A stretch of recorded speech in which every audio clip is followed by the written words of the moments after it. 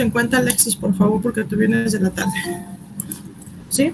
¿Nada más sería los martes entonces? Solamente los martes, y es el único día que le causó conflicto y es el día que, de todas formas, les voy a poner un aviso en la plataforma para que quede lo del cambio y que no vaya a haber, no me lo han confirmado de manera oficial, pero ya es un convenio que hicimos entre el maestro y yo, que a partir del siguiente martes, yo me imagino que mañana pasado me hacen llegar el oficio, pero como ya es algo que no afecta a ningún otro docente ni les afecta en el horario realmente más que el switch, pues para que sepan que los martes estaríamos teniendo la clase de 8:30 a 10 y que es el único cambio, y los demás días quedan normales como estamos hasta ahorita, ¿sí?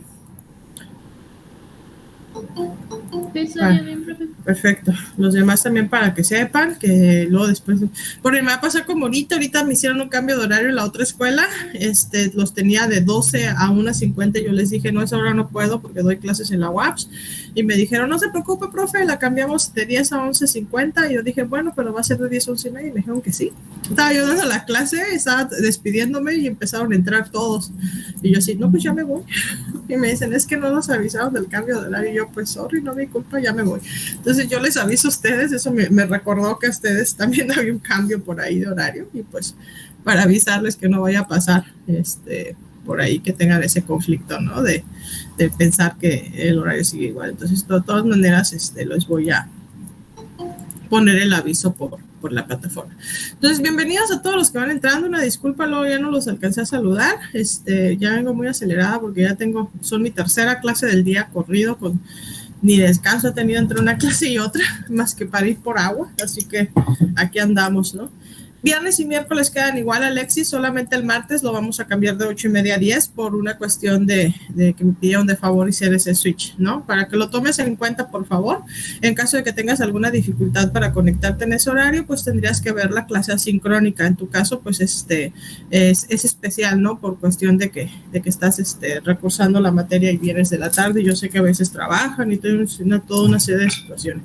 Lo mismo va para los demás, y por alguna circunstancia, acuérdense que no puedan ingresar, nada más hay que avisar y ver la clase de manera sincrónica para que no se pierdan de nada y que no vaya a haber ningún conflicto. Déjenme, es que no puedo empezar a grabar porque siguen entrando, déjenme empiezo a grabar. Se me bloquea la pantalla cuando me piden permiso de acceso. Ok. Vamos a iniciar, ahí me dio hipo. Vamos a iniciar a grabar, ya vamos a ir formalmente la clase. Clase de hoy es una clase relativamente corta, no va a ser tan extensa como la clase anterior, porque pues aquí lo vamos a ir ya ahora sí por temitas cortitos para que queden claros. Pido por favor que si hay alguna duda del tema que voy a estar dando, me digan, ¿sabe qué, maestra? Hay dudas, pregunten, yo les voy a estar haciendo preguntas más o menos de cómo las voy a ir planteando para lo que va a ser el examen, porque después no quiero que en el examen me digan pues que no comprendieron o que por ahí no quedó muy claro el concepto. Entonces, si tienen dudas, levanten la mano, pregunten, y yo me detengo un poquito a explicar de nuevo lo más claro posible el concepto que vamos a estar viendo, ¿no? Por favor, acuérdense, esto es importante para mí, que ustedes estén, no estoy compartiendo, que ustedes estén preguntando sus dudas para que pues sea mucho más sencillo el proceso de aprendizaje para ustedes. A final de cuentas, pues esto yo ya lo tengo más que masticado. Ya voy a tener, este semestre voy a tener 4 grupos de fiscal, 3 en la UAPS y 1 en la privada, así que ya sabrán cuántas veces voy a ver la misma información por semana. Entonces, así que no está proyectando, ¿verdad? Denme un segundo. Según yo le di proyectar y no, nada. Ahí voy. Ok, entonces vamos a iniciar. La clase de esta clase pues es la clase 4 de la semana 6 al 10 de septiembre. Vimos las teorías que dan vida a un tributo, terminamos con ella. Tienen pendiente una línea del tiempo, que yo sepa la fecha tope de entrega con ustedes es hoy. Si hay dudas de cómo se va a hacer la línea del tiempo, por favor díganme, porque después no quiero que me digan, es que no sabía cómo se hacía. Acuérdense que son 3 criterios a evaluar. El criterio número 1 es que me incluyan la información que vimos en clase, vale 60 puntos. El criterio número número 2 es que incluyan información de la reforma del 2014 y los cambios que se han hecho en este sexenio. Este sexenio inició en el 2018. Entonces, solamente van a poner los cambios que signifiquen realmente una modificación a los aspectos fiscales, no los cambios normales que se hacen de un año a otro. De un año a otro se actualizan tasas, pero yo me refiero a esto de crear nuevas leyes, de crear nuevos impuestos, etcétera. ¿Sí? Y además no se les olvide la parte de citar en formato APA, porque les voy a quitar 5 puntos si no hacen la citación de forma adecuada. Ya por ahí ya les hice mención de cómo se cita el PowerPoint e incluso de cómo se citan los videos, ¿no? Por favor. ¿Qué vamos a ver hoy? Pues vamos a ver lo que es el fundamento de la potestad tributaria del Estado y la contribución en la Constitución. Vamos a ver los principios que se derivan de la Constitución, que no lo puse ahí, pero pues bueno, parte de ese tema. Y vamos a ver lo que es los momentos que tiene la contribución, ¿sí? El mapa mental o el mapa conceptual que se va a hacer para esta semana lo voy a aperturar hasta el viernes, lo voy a abrir hasta el viernes. Aperturar no existe. Lo voy a abrir hasta el viernes porque necesito que me incluyan la información de la clase de hoy y de la clase del viernes. Entonces, para que no trabajen doble, hasta el viernes se va a incluir este apartado. Ya saben que los mapas conceptuales, los mapas mentales, pues no hay ningún problema, los pueden ustedes hacer a mano o en aplicación. Ya como lo quieran hacer es decisión de ustedes. ¿Qué vamos a hacer entonces? Pues vamos a trabajar ahorita con la parte del fundamento, ¿no? De la potestad tributaria. Cuando nosotros vimos las fuentes, cuando nosotros estuvimos hablando de cuáles eran las principales fuentes que dan, de que tiene el derecho fiscal, pues hablamos de la Constitución. Entonces, tenemos que volver a retomar este apartado de cómo fundamentar nosotros la contribución desde el punto de vista constitucional. Se encuentra en el artículo 31, fracción cuarta de la misma ley, ¿no? Sabemos que el 31 nos dice que son obligaciones de los mexicanos contribuir a los gastos públicos, Federación, Ciudad de México, Estado y municipio en el que residan, de manera proporcional y equitativa que dispongan las leyes. Es importante este artículo porque no nada más es la fuente principal de toda la materia fiscal, sino que además va a ser de aquí de donde se van a derivar los principios que vamos a ver ahorita. Ahora, retomando la información que hemos visto en clases pasadas, cuando nosotros nos referimos a este proceso de obligación de los mexicanos de contribuir al gasto público, no nada más me voy a referir a los mexicanos nacionales y nacionalizados, sino que me voy a referir también a las personas físicas y a las personas morales, nacionales o extranjeras, con un establecimiento dentro del territorio nacional o cuando su fuente de riqueza, es decir, el lugar de donde provenga su dinero, esté dentro del país. Pero además, acuérdense que veíamos lo de teoría de relación-sujeción, pues hay otros sujetos que van a ser homologados a esto que va a ser las obligaciones de los mexicanos, que son los extranjeros residentes según su calidad migratoria, que pueden ser residentes permanentes o residentes temporales. También están obligados a cumplir con el fisco. Y por último, están obligados todas aquellas personas cuya fuente de riqueza se encuentre dentro del territorio nacional o que su IP, es decir, su dominio, esté en el país. Si es .mx, los impuestos se pagan en México, ¿no? Esto es importante. Lo retomo para que ustedes, cuando hablemos de los principios que se derivan de la Constitución, nos quede claro que vamos a afectar a varias personas, ¿no? Estos principios. Entonces, estos principios se van a derivar justamente de este artículo 31, fracción cuarta. Primer principio es el principio de legalidad. El principio de legalidad nos dice que la autoridad puede hacer lo que la ley le permita y el particular puede hacer todo salvo lo prohibido por la ley. ¿Qué significa esto? Significa que el Estado se encuentra limitado a lo que el texto de la ley nos dice.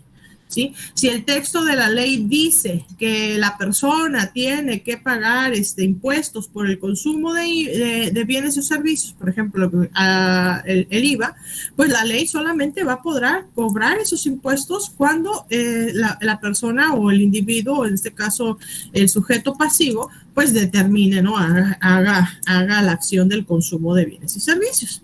Entonces, se va a tener que limitar única y exclusivamente a lo que la ley indica. Ahora bien, el particular puede hacer todo, salvo lo que prohibido por la ley. En todo caso, nosotros como particulares, nosotros como sujetos pasivos, no tenemos un limitante más que aquello que dice no puedes hacerlo. Por ejemplo, ¿no? Les pongo un ejemplo de la vida diaria. Vas manejando, vas por el bulevar y hay un letrero grandote que dice no vuelta en U. Si el bulevar no tiene un letrero que prohíba la vuelta en U, tú te puedes dar la vuelta en U donde quieras. Si el bulevar tiene un letrero que prohíba la vuelta en U, al dar la vuelta en U estás violando la ley, ¿sí? Y si te cachan y te quieren multar, pues no puedes alegar que todo el mundo lo hace porque en realidad ahí está. Y el principio de legalidad dice que nosotros lo único que no podemos hacer es aquello que esté prohibido. Y aplica también en materia fiscal. Aplica también en materia fiscal, ¿no? En materia fiscal este apartado de podemos hacer lo que nosotros querramos mientras no nos los hayan prohibido en la ley. No hay problema, podemos hacer lo que nosotros queramos. Y esto nos ayuda porque permite justamente la parte de el uso de las lagunas fiscales que van a tener algunas leyes para poder pagar menos impuestos, ¿no? Para tratar de eludir el pago de impuestos. Sin embargo, pues justamente porque es algo que la autoridad considera que no es lo correcto, pues se han creado reglas para tratar de evitar que el contribuyente le saque la vuelta al pago de impuestos. ¿Qué reglas son las que se han creado? Pues son reglas que se han creado, por ejemplo, de que si el despacho de contadores te va a dar una estrategia para reducir el pago de impuestos, pues ese tipo de estrategia se tiene que someter a consideración a Hacienda para que las apruebe y que no vayan a ser consideradas ilegales, ¿no? Aunque en realidad no suele hacerse porque pues la ilusión es legal, la ilusión es el uso de lagunas, la evasión es ilegal, esa sí es ilegal, pero mientras no esté prohibido, nosotros podemos hacerlo. Está entonces el segundo principio. El segundo principio es el principio de generalidad. El principio de generalidad pues son todas aquellas personas físicas y morales que se ubiquen dentro de la hipótesis normativa. Recordemos que la hipótesis normativa es lo que el legislador quiso poner en la ley, ¿no? Lo que el legislador quiso crear en la ley tributaria. Entonces, en este caso, la hipótesis normativa es el texto de la ley. Por ejemplo, el cuadrito que viene ahí de negro con gris, yo les puse, ¿no? Hipótesis normativa, obligación de pagar IVA. Texto de la ley, pagas IVA al consumo. Entonces, va a darse el principio de generalidad cuando caigamos en ese supuesto, es decir, estamos obligados a pagar IVA porque estoy consumiendo, o cuando llevemos a cabo el hecho generador, es decir, compré un producto, un bien o un servicio que va a tener el pago de IVA, va a estar obligado al pago de IVA. Entonces, en ese momento, pues voy a tener que, como consecuencia, pagar el 16% de IVA, ¿no? Porque ese es justamente el principio de generalidad. Aquí no hay una discriminación, aquí simplemente se hace esta parte del cobro a cualquier persona que caiga en esa hipótesis normativa o que lleve a cabo esa acción en particular, ¿sí? En general, ¿ok? Ahora tenemos el principio de obligatoriedad. El principio de obligatoriedad nos habla de que existe una ejecución forzosa a toda persona que caiga en la hipótesis normativa. En este caso, el cobro también es obligatorio para el fisco, ¿no? Volvemos a lo mismo. Volvemos a este principio de relación-sujeción esta teoría de relación-sujeción que existía, ¿no? Existe esa obligación por el solo hecho de ser súbditos. Por lo tanto, se da este principio en donde el pago de nosotros como contribuyentes a lo que es el fisco es obligatorio. Ganas dinero, estás obligado a pagar. Recibes ingresos, estás obligado a pagar, ¿sí? Y el cobro de la autoridad por parte del SAT también es obligatorio. El SAT no va a decir, ay, mira, está ganando dinero, no le voy a cobrar impuestos, déjalo que disfrute su primer sueldo. No, mentiras, pum. Págame, ganaste dinero. Tienes que darme los impuestos que correspondan a los ingresos que estás teniendo. Y si no me los quieres dar, pues es mi obligación cobrarte, ¿no? Entonces, este principio obliga a las dos partes, tanto al sujeto activo, que es el SAT, al cobro, como al sujeto pasivo, que es el contribuyente, al pago.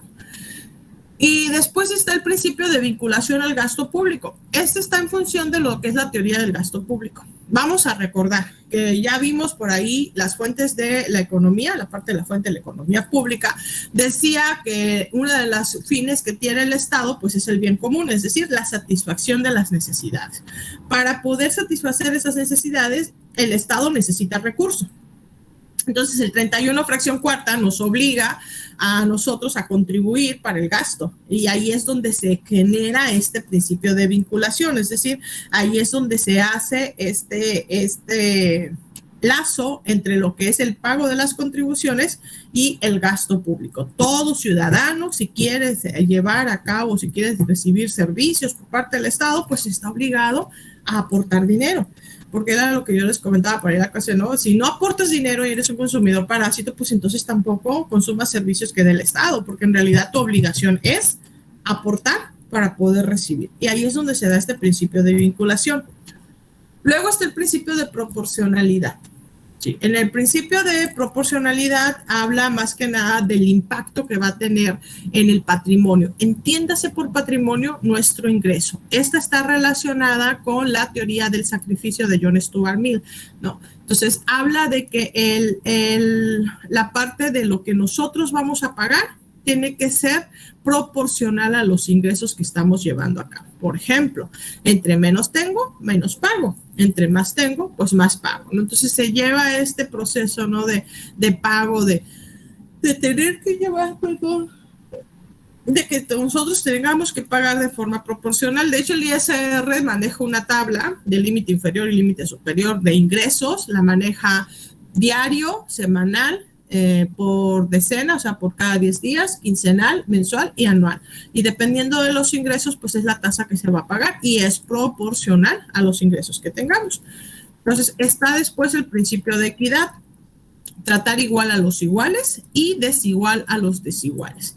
En este principio, pues consiste que la aplicación de la justicia se haga en un caso concreto. O sea, cada ciudadano debe contribuir al gasto público en función de su capacidad económica. Para que exista equidad, lo que el SAT hace es que aquellos ciudadanos que tengan por debajo de los 300,000 pesos al año de salario o nada más ganen un salario mínimo, pues van a tener una tasa preferencial de ISR o en su defecto van a tener el subsidio al salario. Miren, vamos a trabajar, déjenme ver tasa, ya por aquí lo voy a tener porque lo acabo de ver, en el otro grupo. Por ejemplo, ¿no? Tenemos la tasa de ISR que se va a estar manejando. Ahí voy.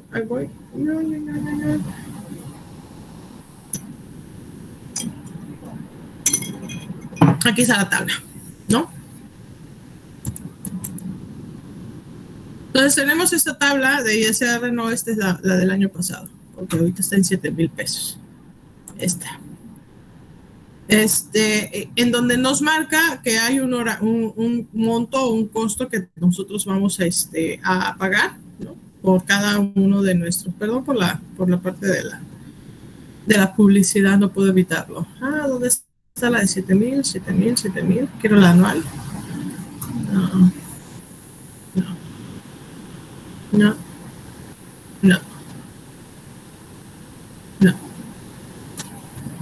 Y ahí voy, aquí está, ¿no? Esta es la tasa anual, ¿sí? Que se va a tener, es para octubre. Bueno, por aquí está la anual. Cada mes, si se dan cuenta, van manejando una por mes, ¿no? Y por ahí debe de tener la tasa anual que se van a estar trabajando, pagos provisionales. Entonces, esta, por ejemplo, ¿no? Tiene que si tu salario es de 7,000 a 7,735, ¿sí? Pues vas a tener que pagar una tasa preferencial del 0.92, del 1.92% a tu límite inferior. ¿Cómo se hace esto? Miren, esto es muy sencillo, sumamente sencillo. Nosotros vamos a calcular, pues, nuestros ingresos, ¿sí? Vamos a tener, por ejemplo, no era ese, era este. Vamos a tener, por ejemplo, supongamos que tengo un ingreso, de 6,000 pesos, ¿no? Tengo 6,000 pesos, voy a entrar en mi primer límite inferior. A 6,000 pesos le voy a restar 0.01, que es mi límite inferior. Mi excedente es de 5,999.99 y a eso le voy a multiplicar el punto 192 Entonces, por esa cantidad, por 6,000 pesos, se pagan 115.19 de ISR. Entonces, conforme van aumentando los ingresos, pues van aumentando también el pago de los impuestos. Por ejemplo, ¿no? Supongamos que tenemos nosotros que al año se ganan 4 millones, entonces le voy a restar el límite inferior, que es el último. ¿Sí? Me van a quedar 100,000 pesos de excedente, ese lo voy a multiplicar por el 35% y le voy a sumar la cuota fija que tienen aquí para este excedente. Y una persona que tenga un salario que exceda de los 4 millones de pesos anuales paga 1,258,173 pesos de ISR. Hay otras reglas, ¿no? Pero más o menos es la manera en cómo se va a calcular esto del ISR.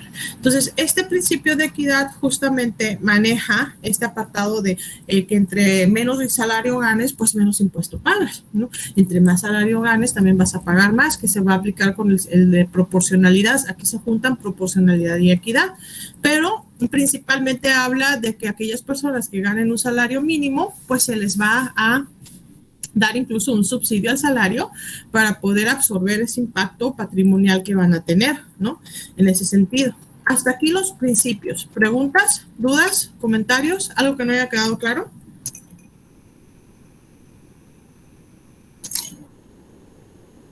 Me fui muy rápido.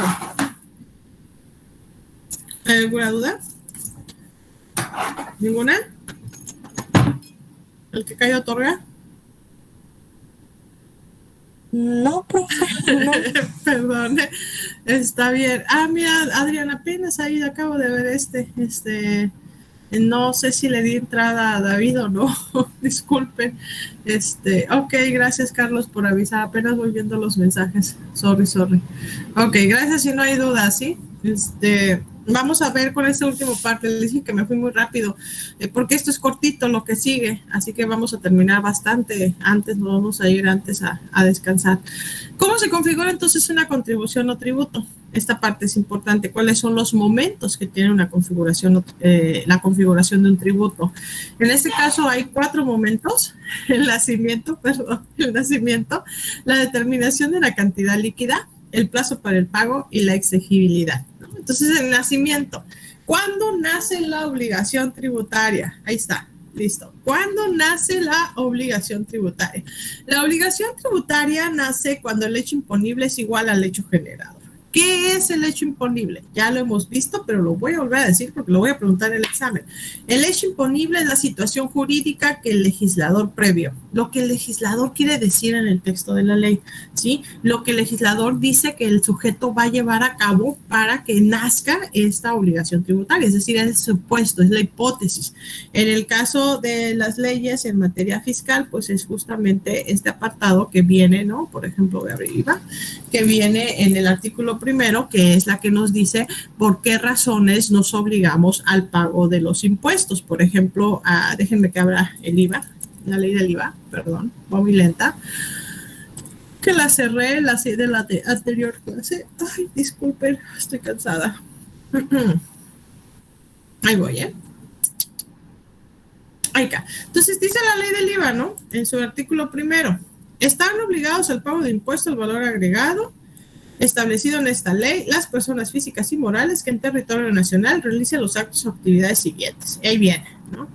Y habla también del traslado, de cómo se calcula, la tasa, la parte de pagar, dónde se va a pagar, el traslado del impuesto, etcétera. Además, obligación de efectuar retención. Entonces, aquí está esta parte que se va a conocer como hecho imponible. El legislador quiso decirnos a nosotros que teníamos que pagar el IVA y por eso existe este hecho imponible, ¿no? Y luego está el hecho generador. El hecho generador es la conducta o la actuación que nosotros llevemos a cabo en donde cumplimos con este apartado de lo que el legislador dijo. Es decir, si la contribución nace en el momento en que el hecho imponible coincide con el hecho generador. El texto de la ley dice que si yo llevo a cabo la compra de bienes y servicios, voy a pagar IVA al consumo en caso de estar en esa lista. En el momento en que yo realice la compra, en ese momento pago el impuesto. Y van a surgir de aquí dos tipos de obligaciones, ¿no? Las obligaciones materiales de pagar y las obligaciones formales, hacer, no hacer, tolerar o permitir. Entonces, hay obligaciones que es apartado, pues justamente, ¿no? Voy a enterar, se le dice enterar o pagar, es lo mismo en materia fiscal. Ojo, por favor, porque luego les pregunto, ¿y cuándo se tiene que enterar al fisco? Y dices tú, pues cuando ese fisco sepa. No, chicos, es enterar de pago, no enterar de que sepa algo, ¿eh? Por favor, no me lo vayan a confundir. En materia fiscal, cuando se hable de enterar, significa de pagar. Entonces, van a exigir esta obligación material. Y luego está la obligación formal, hacer, llevar la contabilidad, no hacer, no llevar una doble contabilidad, tolerar o permitir visitas domiciliarias o facultades de comprobación por parte de la autoridad. Es importante entonces distinguir entre lo que va a ser el nacimiento de una obligación tributaria y el nacimiento de una obligación jurídico-tributaria. La obligación tributaria se refiere a la obligación material de pagar o enterar y la obligación jurídico-tributaria se va a referir específicamente a las obligaciones formales de hacer, no hacer, tolerar o permitir, ¿sí? Luego está la segunda fase o momento de lo que va a ser el tributo. Y es justamente la determinación. En materia fiscal, determinación significa que lo que yo hice ahorita con lo de ISR, decir cuánto es nuestro ingreso y determinar, porque así es el término, determinar el impuesto que voy a pagar. Voy a decirle a Hacienda cuánto le tengo yo que pagar de impuestos. Hay dos formas de llevar a cabo el proceso de determinación. La autodeterminación, que es lo que nosotros como contribuyentes realizamos cuando hacemos nuestra declaración anual, le decimos a Hacienda, esto gané, esto te debo, esto pago. O en su defecto le digo a Hacienda, esto gané, aquí están mis gastos, tú me tienes que devolver impuestos, ¿no? Eso es la autodeterminación. Ahora está la determinación que lleva a cabo la autoridad.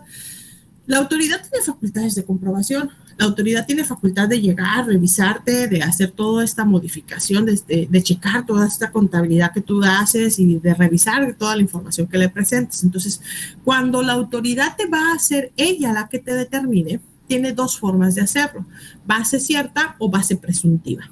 En la base cierta es que la autoridad diga, oh, yo necesito que me des la información de septiembre porque quiero saber cómo te fue septiembre, no me cuadran los datos, necesito todas tus facturas, tráelas. Y el contribuyente lleva sus documentos de septiembre para que le hagan la determinación por parte de la autoridad. Ahora, eso es cuando la autoridad solicita la documentación o con la información que yo misma como contribuyente le di a la autoridad. La otra sería sobre base presuntiva. La autoridad dice, bueno, sigue sin cuadrarme, pero ¿sabes qué? No te preocupes, ¿sí?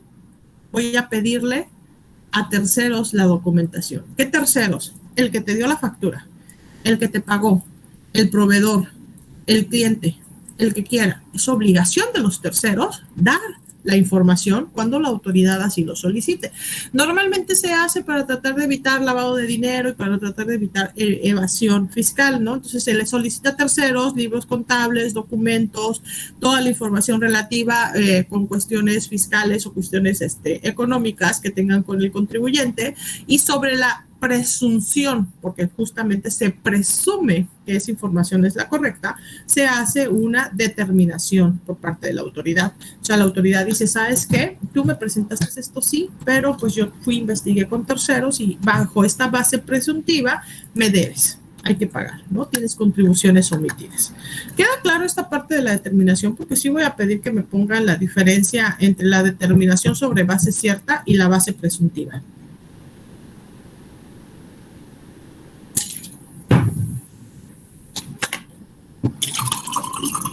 ¿Sí queda claro?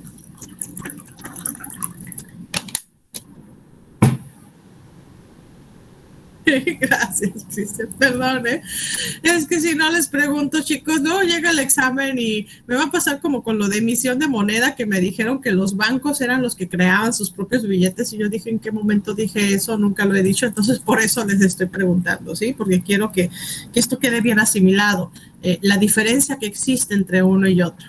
Luego está la última parte, que es, bueno, no es la última, es la penúltima, que es el plazo para pago. El penúltimo momento del tributo es el plazo.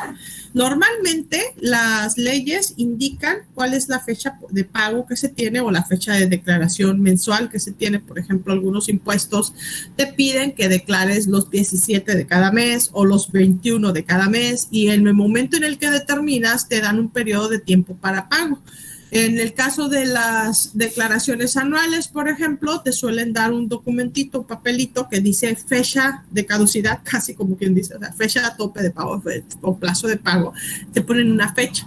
Si tú no pagas en esa fecha, pues ya estás cayendo en alguna situación distinta, ¿no? Que sería el siguiente punto en la exigibilidad. Pero normalmente, por ley, suele existir un plazo que se le da al contribuyente para que cumpla con sus obligaciones de carácter económico o pecuniaria, que se le llama, ¿no?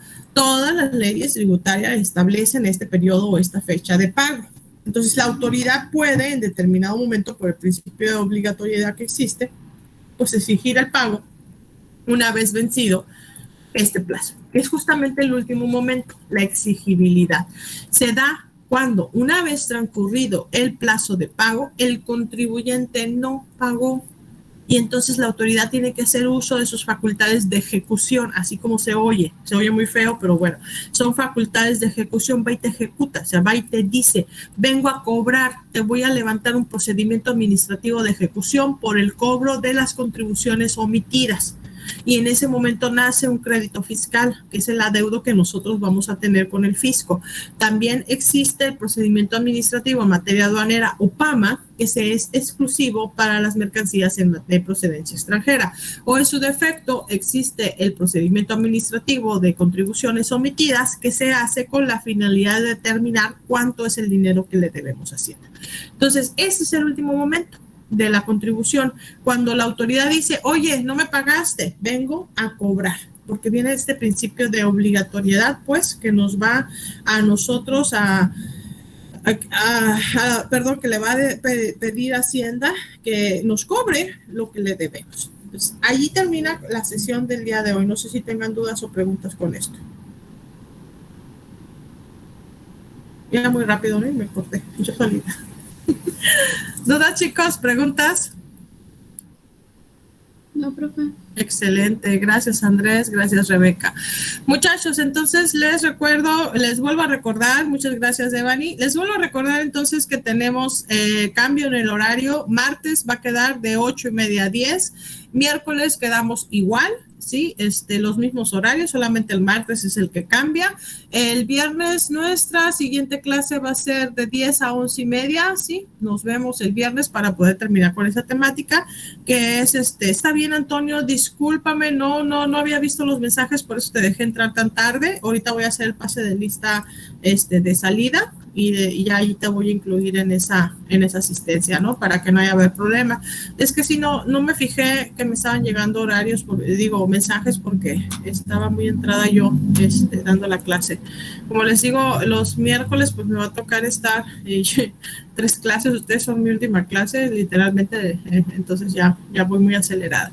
Voy a detener la grabación, hasta ahorita estoy al día con las grabaciones en la carpeta de la plataforma. Esta la voy a estar subiendo por la tarde, no hay más que la actividad que se tiene que entregar el día de hoy, que es en la línea del tiempo, y el viernes estoy abriendo la segunda actividad, que sería un mapa conceptual, pero ya que hayamos visto la temática del viernes, porque quiero que se incluya lo que se vio hoy y lo que se va a ver el viernes. Entonces, si no hay dudas, los estoy viendo el viernes, por favor, cuídense mucho. Bye, profe, gracias. Hasta luego, nos vemos. Hasta luego, nos vemos. Dime, Itzel, Leilani. Profe,